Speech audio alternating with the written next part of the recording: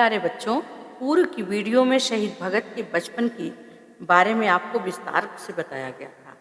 आज की वीडियो में हम उनके बारे में यह बताएंगे कि किस तरीके से एक एक षड्यंत्र करते हुए अंग्रेजी सरकार उनके पीछे पड़ी हुई थी, क्योंकि भारत माँ का वह लाल जिसने मुस्कुराते हुए अपने प्राणों का बलिदान दिया, वह कोई आम आदमी नहीं था। वह एक मुख्य इतिहासकार था जिसने अपना नाम स्वर्णाक्षरों में इतिहास में अंकित करा दिया। सन 1927 के दशहरे के दिन पुलिस ने वह मौका खड़ा कर ही दिया। उस दिन भगत तितली बाग से लौट रहे थे। उन्हें तितलियां देखने का बहुत शौक था। शायद स्वतंत्र उड़ती तितलियों के पंखों में उन्हें एक स्वतंत्र देश के रंग बिरंगे सपनों की झलक मिलती थी। लौटते समय वह दशहरे की भीड़ से गुजर रहे थे कि किसी ने भीड़ पर बम फेंका। विस्फोट हुआ, 12 मरे और 56 घायल हुए। पुलिस रहस्यमय ढंग से भगत के निकट ही प्रकट हुई। बम कांड के लिए उत्तरदायी होने के संदेह में पुलिस ने उन्हें गिरफ्तार कर लिया। ऐसा माना जाता है कि बम फेंकने वाला पुलिस का ही एजेंट था। सारा नाटक भगत सिंह को गिरफ्तार करने के लिए रचा गया था। भगत को बिना मुकदमा चलाए 1 महीना हिरासत में रखा गया। पूछताछ हुई, कुछ उगलवाने के लिए बहुत यातनाएं दी गई, परंतु भगत सिंह तो टेढ़ी खीर साबित हुए। कुछ न बताया और हिम्मत न हारी। दशहरा बम कांड में तो भगत का हाथ था ही नहीं, क्या उगलवाते। पुलिस न तो भगत से कुछ उगलवा सकी और न ही कोई सबूत जुटा सकी। भगत को जमानत पर रिहा करना पड़ा। रिहाई 60,000 रुपए की जमानत पर हुई। उन दिनों यह एक बड़ी रकम थी, आज के हिसाब से लगभग 25 लाख रुपए। यह भगवान ही जानता है कि इतनी बड़ी राशि खड़ी करने के लिए सरदार किशन सिंह को क्या क्या करना पड़ा होगा। भगत को अब सावधान रहना था। पिता को नीचा देखने का कोई मौका न देना होगा, वरना वह बर्बाद हो जाएंगे। पिता ने भगत को एक डेयरी फार्म खुलवाया। भगत ने डेयरी के धंधे में स्वयं को समर्पित कर दिया। वह सुबह 4 बजे से रात के 11 बजे तक काम में जुटे रहते। भैंसों को चारा देना, दूहना, गोबर साफ करना, खरीदारों तक दूध पहुंचाना एक चुनौती थी। नौकर भी थे, पर सारा बोझ भगत पर ही था। डेयरी चल निकली। इस बीच उन्होंने पुलिस को राजनीति अथवा क्रांतिकारी गतिविधियों में लिप्त होने का संदेह तक का मौका नहीं दिया। वे तो बस एक सफल दूधिए थे। अंत में सन 1928 में उनके विरुद्ध केस वापस लिया गया। इसके साथ ही भगत का डेयरी धंधे से मन हट गया। सरदार किशन सिंह को घाटे की मार से बचने के लिए डेयरी बेचनी पड़ी। जुलाई 1928 में दिल्ली के फिरोज शाह कोटला के खंडहरों में देश के अग्रणी क्रांतिकारियों का गुप्त सम्मेलन बुलाया गया। 1 माह बाद सम्मेलन हुआ। इसमें भगत सिंह, सुखदेव, यशपाल, राजगुरु, जतीन, शार्दुल, जोश इत्यादि ने भाग लिया। चंद्रशेखर आजाद किसी कारण न आ सके, परंतु भगत सिंह ने उनका प्रतिनिधित्व किया। 5 महिला क्रांतिकारी भी आई। संगठन का नाम बदलकर हिंदुस्तान सोशलिस्ट रिपब्लिकन एसोसिएशन रखा गया। इसकी एक सेना शाखा आर्मी सेल भी बनी, जिसके कमांडर चंद्रशेखर आजाद नामजद हुए। इस सम्मेलन में निम्न निर्णय लिए गए। साइमन कमीशन को बमों से उड़ाया जाए। दूसरा, बम बनाने के कारखाने खोले जाएं। तीसरा, युवकों को बम बनाने का प्रशिक्षण दिया जाए। चौथा, काकोरी केस के विश्वासघातियों को मौत के घाट उतारा जाए। 5वां, धन के लिए सरकारी खजाने लूटे जाएं। गुप्तचर विभाग को इस सम्मेलन की गंध लग गई थी, अतः सभी स्टेशनों पर सख्त निगरानी रखी जा रही थी। सादे कपड़े में पुलिस हर जगह जांच पड़ताल कर रही थी। फरवरी 1928 को इंग्लैंड से एक 7 सदस्यीय साइमन कमीशन लॉर्ड साइमन के नेतृत्व में प्रशासनिक सुधारों का अध्ययन करने भारत आया। विरोध में कांग्रेस ने कमीशन का बहिष्कार करने का निर्णय लिया। भारत में हर जगह साइमन गो बैक के नारों व काले झंडों से साइमन कमीशन का स्वागत किया गया। साइमन कमीशन 30 अक्टूबर 1928 को लाहौर पहुंचा। लाहौर में लाला लाजपत राय के नेतृत्व में विरोध जुलूस रेलवे स्टेशन पहुंचा। कमीशन के सदस्य रेल द्वारा लाहौर पहुंच रहे थे। भगत व उनके युवा साथी लाला जी के आसपास घेरा बनाए चल रहे थे। पुलिस कमिश्नर स्कॉट तथा उसका सहायक सैंडर्स रेलवे स्टेशन पर प्रदर्शनकारियों से निपटने के लिए पुलिस दल के साथ उपस्थित थे। साइमन कमीशन के सदस्यों को असुविधा व अपमानजनक स्थिति से बचाने के लिए पुलिस अधिकारी कटिबद्ध थे। प्रदर्शनकारियों पर लाठीचार्ज हुआ। भगत के युवा साथियों ने बड़े धैर्य व साहस के साथ लाठियों को झेला। वह पीछे नहीं हटे। इस पर स्कॉट अत्यंत क्रुद्ध हुआ। सैंडर्स भी तिलमिला गया। स्कॉट ने स्वयं लाठीचार्ज कर आदेश दिया। सैंडर्स स्वयं लाठी लेकर आगे बढ़ा। लाला जी पर लाठी बरसाने लगा। वे लड़खड़ाए। पर उन्होंने भगत व साथियों को प्रत्याक्रमण न करने का संकेत दिया। प्रदर्शन को वहीं रोक दिया गया। 18 दिन बाद 17 नवंबर 1928 को लाठियों की चोटों ने लाला लाजपत राय के प्राण ले लिए। वह शहीद हो गए। लाला जी की मौत का बदला लेने के लिए हिंदुस्तान सोशलिस्ट रिपब्लिकन आर्मी की 10 दिसंबर 1928 को लाहौर में मीटिंग बैठी। दूसरे क्रांतिकारियों के अतिरिक्त भगत सिंह व चंद्रशेखर आजाद विशेष रूप से उपस्थित थे। महिला क्रांतिकारियों में दुर्गा देवी भी आई। भगत सिंह गरजे, सारा देश तनाव में है, लाला जी की हत्या का बदला लिया जाना चाहिए। कमिश्नर स्कॉट के अतिरिक्त बहुत से और अंग्रेजों को मरना होगा। बंगाल में क्रांतिकारियों ने कुछ अंग्रेज मारे हैं, गोरे भयभीत हैं। आओ इनको बता दें कि हिंदुस्तान में उनके लिए कोई जगह नहीं। देश के नौजवानों का खून खौल रहा है। चंद्रशेखर आजाद उनसे सहमत थे। कई क्रांतिकारियों व दुर्गा देवी ने इस कार्य के लिए स्वयं को प्रस्तुत किया, परंतु भगत स्वयं यह कार्य करना चाहते थे। आजाद का विचार था कि महिला सदस्यों को हथियारों का प्रयोग करने की अपेक्षा दूसरे क्रांतिकारियों को शरण देने व उन्हें पुलिस से बचाने के कार्य द्वारा ही अपना योगदान देना चाहिए। कमिश्नर स्कॉट को मौत देने का काम भगत सिंह, राजगुरु, जयगोपाल व चंद्रशेखर आजाद को सौंपा गया। जयगोपाल ने 7 दिन स्कॉट पर नजर रखी व उसका दैनिक कार्यक्रम नोट किया। 15 दिसंबर 1928 को हत्या की योजना को अंतिम रूप दिया गया। 17 दिसंबर 1928 को जयगोपाल को पुलिस कार्यालय पर निगाह रखने के लिए भेज दिया गया। दूसरे अपने अपने नियत स्थानों पर तैनात हो गए। दुर्भाग्यवश जयगोपाल ने कभी स्कॉट को नहीं देखा था। वह सैंडर्स को ही स्कॉट समझ बैठा और जैसे ही सैंडर्स कार्यालय से घर जाने के लिए बाहर निकला, जयगोपाल ने संकेत दिया। भगत व राजगुरु गेट की ओर दौड़ पड़े। जैसे ही सैंडर्स मोटरसाइकिल पर गेट से बाहर निकलने लगा, राजगुरु ने उसकी गर्दन पर गोली चलाई। सैंडर्स मोटरसाइकिल समेत गिर पड़ा। भगत ने कुछ गोलियां उसके भेजे में उतार दी। दूर एक हेड कांस्टेबल किंकर विमूढ़ होकर यह दृश्य फटी आंखों से देख रहा था।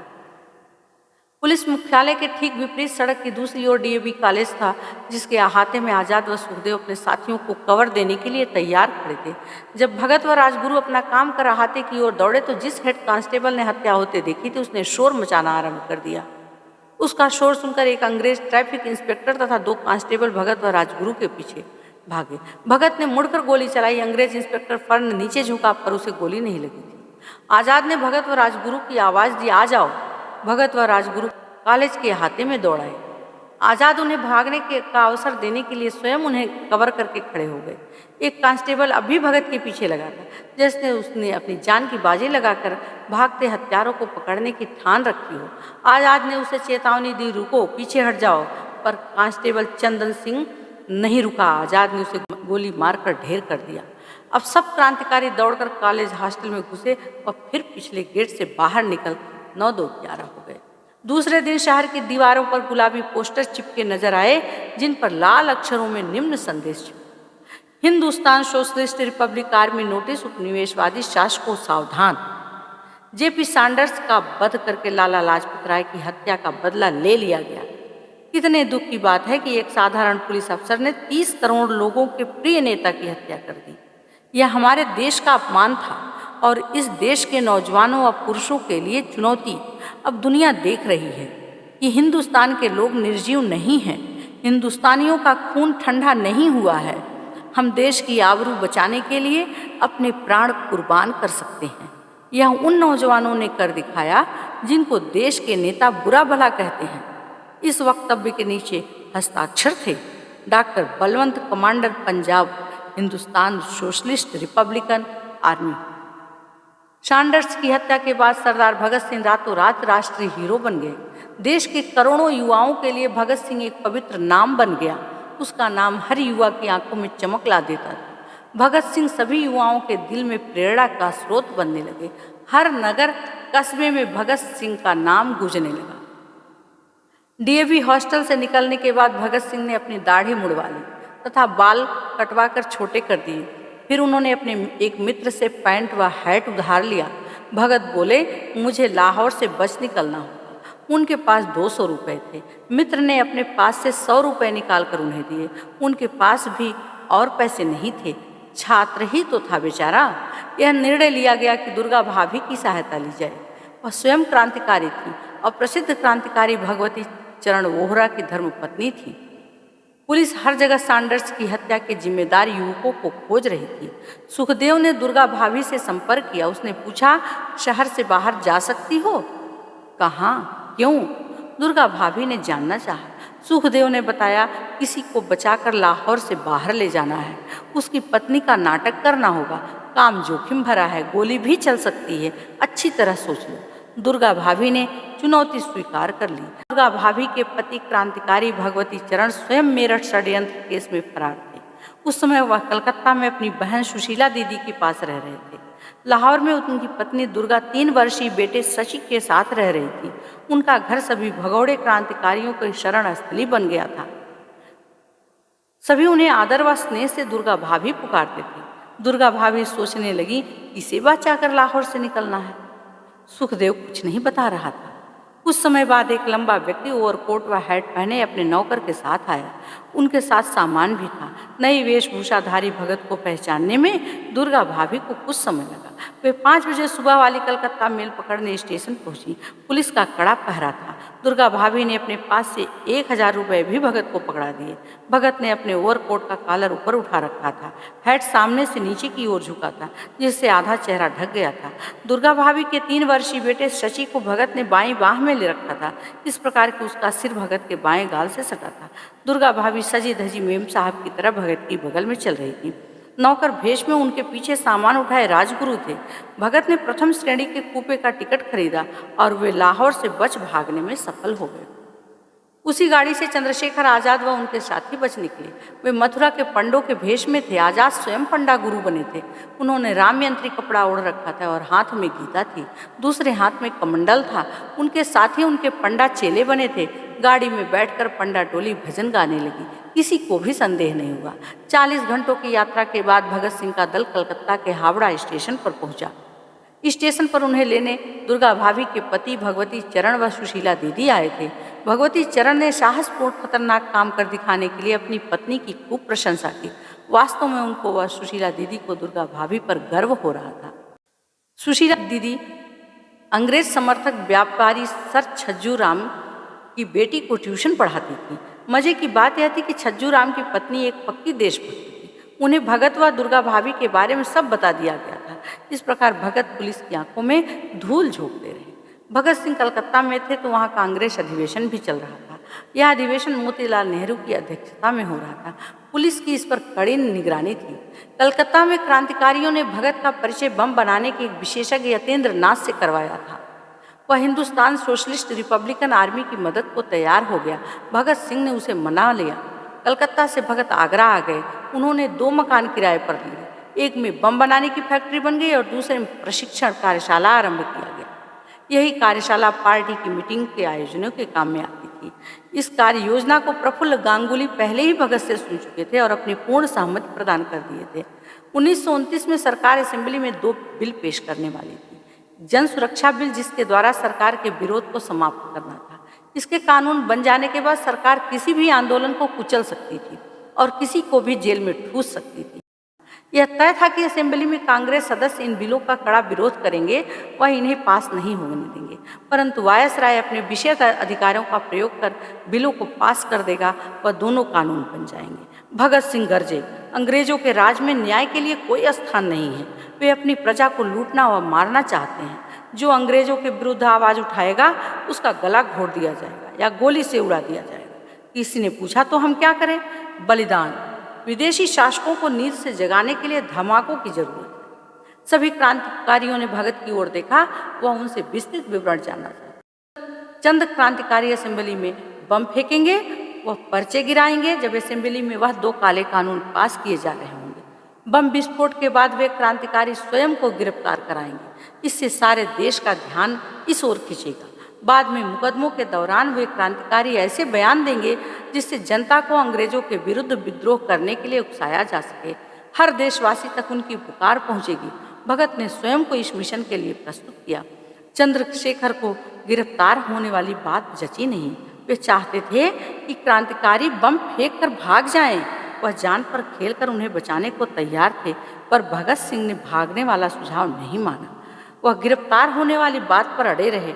आजाद को उनकी बात माननी पड़ी क्योंकि क्रांतिकारियों का बहुमत भगत सिंह के साथ था। इस मिशन के लिए बटुकेश्वर दत्त को भगत सिंह के सहायक के रूप में चुना गया। चंद्रशेखर आजाद कुछ नाखुश से विदा हुए। वह जानते थे कि गिरफ्तार होने पर अंग्रेज भगत को सैंडर्स हत्या केस का बहाना कर फांसी पर लटका देंगे। भगत सिंह इस बीच कई बार दिल्ली गए, जहां उन्होंने अपने मित्र जयदेव कपूर के साथ योजना को अंतिम रूप दिया। जयदेव दिल्ली में ही रहकर योजना की तैयारियों में लग गए। रिहर्सल के लिए असेंबली में जब भगत व आजाद गए तो पता चला कि होली वाले दिन असेंबली हॉल में दावत होनी है, जिसमें वायसराय सचिवालय के सारे सचिव व अंग्रेजों के पिट्ठू सदस्य आमंत्रित होंगे। क्रांतिकारियों को यह अवसर भी ठीक लगा। योजना बनी कि जब वायसराय का काफिला भोज में भाग लेने आएगा तो वायसराय की कार पर बम फेंक दिया जाए। कुछ क्रांतिकारी वायसराय के कार्य के रूट पर सड़क किनारे की झाड़ियों में बम लेकर दुबक गए व कारों के काफिलों की प्रतीक्षा करने लगे। वे प्रतीक्षा करते रहे। कारों का काफिला तो आया, परंतु उसमें ताज के झंडे वाली वायसराय की कार नहीं थी। वास्तव में उस सुबह संयोगवश वायसराय पर मछलियां पकड़ने जाने की सनक सवार हो गई थी। होली का अवकाश तो था ही। वायसराय मछलियों का शिकार कर सीधे दूसरे मार्ग से असेंबली हॉल पहुंचा था। अब सारे क्रांतिकारियों का ध्यान असेंबली में बम विस्फोट योजना पर केंद्रित हो गया। 6 अप्रैल 19 को दोनों काले बिलों को बहस के लिए केंद्रीय असेंबली में पेश किया गया। कांग्रेस सदस्यों ने बिलों की तीखी आलोचना की तथा इन्हें पास नहीं होने दिया। वायसराय ने घोषणा की कि वह अपने विशेषाधिकारों का प्रयोग कर बिल पास कर देगा, जिसकी विधिवत घोषणा 8 अप्रैल को हो जाएगी। इससे भगत प्रसन्न ही हुए। निर्णय हुआ कि बम ठीक उस वक्त फेंके जाएंगे जब असेंबली में वायसराय अपनी घोषणा पत्र पढ़ने के लिए उठेगा। 8 अप्रैल 19 को भगत सिंह तथा बटुकेश्वर दत्त पहले ही जाकर दर्शक दीर्घा में बैठ गए। अधिवेशन नियत समय पर आरंभ हुआ। अंग्रेजों के पिट्ठू सदस्यों ने बिलों की आवश्यकता पर भाषण दिए कि कैसे यह कानून वामपंथी युवा उग्रवादियों से निपटने के लिए लागू होना चाहिए। भगत व दत्त एक दूसरे को देख रहस्यमय ढंग से मुस्कुराए। फिर वायसराय अपनी घोषणा पढ़ने के लिए उठे। अचानक भगत व दत्त अपनी सीटों से उठ खड़े हुए। भगत ने रोल किए अपने समाचार पत्र को खोला तो उसमें से बम निकले। उन्होंने एक बम नीचे हाल में खाली बेंचों की ओर फेंका। एक कर्णभेदी धमाका हुआ। सारा हाल धुएं से भर गया। फिर दूसरा बम फटा। दत्त ने पर्चे निकालकर हाल में फेंकने शुरू किए। वायसराय के चेहरे पर हवाइयां उड़ने लगी। भगत ने अपना पिस्तौल निकालकर 2 हवाई फायर किए। धुएं के गुब्बार में चीखने, पुकारने, दौड़ने, गिरने व टूटने फूटने की आवाज गूंजने लगी। धुंधली छायाएं इधर उधर बदहवास दौड़ती नजर आई। साइमन तो भीगी बिल्ली बना कांप रहा था। कोई वायसराय को खींचकर सुरक्षित स्थान पर ले जा रहा था। शायद वह मार्शल था। कुछ लोग डरकर गैलरी की ओर दौड़े व छिपने की जगह ढूंढने लगे। काफी सदस्य टॉयलेटों में घुस गए। जब धुआं छटने लगा तो असेंबली हॉल खाली मिला। केवल पंडित लाल नेहरू, मोहम्मद अली जिन्ना, मदन मोहन मालवीय अपनी सीटों पर शांत भाव से बैठे थे। गैलरी में भगत सिंह और बटुकेश्वर दत्त खड़े होकर नारे लगा रहे थे, इंकलाब जिंदाबाद, साम्राज्यवाद का नाश। फिर एक अंग्रेजी इंस्पेक्टर पुलिस अधिकारी दर्शक दीर्घा में नजर आए। उनके चेहरे फक पड़ गए थे। भगत सिंह ने कहा, इंस्पेक्टर, हम दुनिया को जल्द ही अब बता देंगे कि हमने क्या किया और क्यों किया। परंतु पुलिस अधिकारी भय के मारे बुत बने खड़े थे। भगत सिंह ने शांत भाव से अपना पिस्तौल उसी बेंच पर रखा जिस पर वह बैठे थे। इससे अधिकारियों की जान में जान आई और उन्होंने आगे बढ़कर भगत सिंह व बटुकेश्वर दत्त को गिरफ्तार कर लिया।